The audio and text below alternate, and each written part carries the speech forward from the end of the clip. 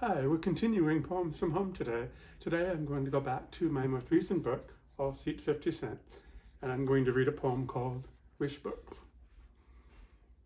My grandmother's handbag was woven wicker, coming apart in sharp spikes.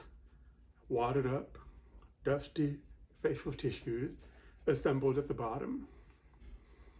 On the card table in the corner, behind the Davenport, a dozen or so burned out Mother Mary candles surrounded the lit one my grandmother prayed the rosary to every night.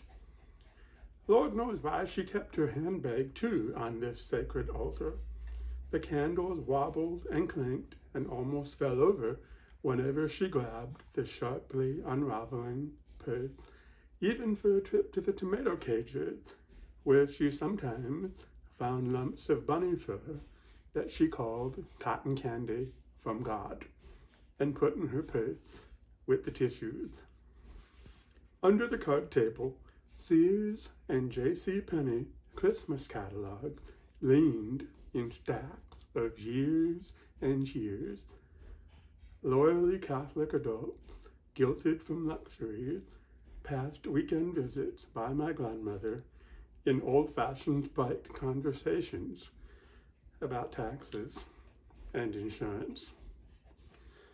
I was away from all that, flipping through a couple of the catalogs one by one, rubbing the gloss off monster toys, giving them life as paper dolls cut from the pages, wishing I could have been born early enough to witness Phantom of the Opera, Dracula, Frankenstein, Mummy, Wolfman, and Creature from the Black Lagoon when they first showed in Roxy and Bijou movie houses that surely must have been palaces. I hid my alive little creatures under a loose corner of carpet under the parakeet cage. My grandmother swells with proud plans for me to be a priest one day. She must never know her hoarded Christmas catalogs were my versions of famous monsters of filmland and weird tales. It's the nights I remember best.